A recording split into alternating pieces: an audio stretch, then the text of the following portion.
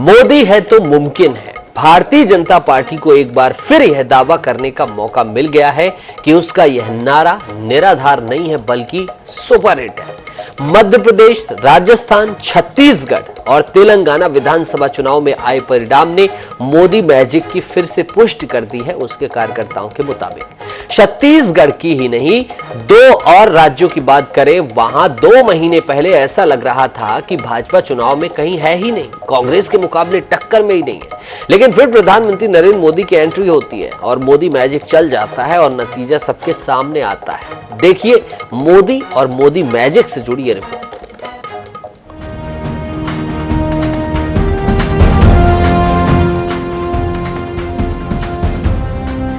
BJP की सबसे बड़ी ताकत प्रधानमंत्री नरेंद्र मोदी की लोकप्रियता है। बीजेपी को पता है कि पीएम मोदी जिस मार्ग से गुजर जाएंगे या जिन क्षेत्रों में उनकी सभा हो जाएगी, वहां जीत की पूरी गारंटी है।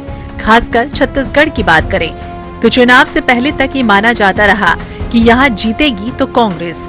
खुद बीजेपी की भाव भंगिमा कहीं से जीत की गारंटी दे नहीं रही थी, लेकिन पीएम मोदी की वो कुशल रणनीति काम आई जिसे मोदी मैजिक कहा जाता है।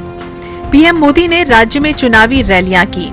हर रैली में वो अपने दम पर वोट मांग रहे थे, यानी छत्तीसगढ़ का विकास उनकी गारंटी है।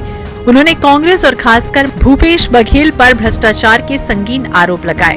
वैसे भी पीएम मोदी आक्रामक चुनाव प्रचार करते हैं। छत्तीसगढ़ में पहली ही रैली में उन्होंने ये कहकर मनोवैज्ञानिक बढ़त ले ली कि छत्तीसगढ़ की जनता को बीजेपी सरकार के शपथ ग्रहण का न्योता देने आए हैं। भाजपा ने पीएम मोदी की छत्तीसगढ़ में 5 सभाएं दुर्ग, विश्रामपुर, मुंगेली और महासमुंद इलाके में करवाकर 6 विधानसभा क्षेत्रों को साधा। सभी में भाजपा जीती। विश्रामपुर के दतिया में हुई सभा के जरिए भाजपा ने भटगांव और प्रेमनगर सीट को भी साधा। इस तरह से देखें तो पीएम मोदी की सभाओं का सक्सेस रेट 100% रहा। वोट प्रतिशत की बात करें तो बीजेपी का वोट प्रतिशत 2018 में 32.97% था, जो अब बढ़कर 46.27% हो गया। दूसरी ओर कांग्रेस का वोट प्रतिशत 43.04 से घटकर 42.23% हो गया। जानकारों की माने तो बीजेपी के पारंपरिक वोट जो 2018 में 15 साल की सत्ता विरोधी लहर के कारण कांग्रेस की तरफ चले गए थे, इस चुनाव में भगवा पार्टी में लौट आए। जनजाति बहुल सरगुजा क्षेत्र में कांग्रेस सभी 14 सीटें हार गई। भाजपा एक और जहां 2018 में जीती हुई 15 में से 8 सीटें तो बचाने में कामयाब रही, साथ ही साथ उसने कांग्रेस की 43 सीटों को भी अपने खाते में डाल लिया।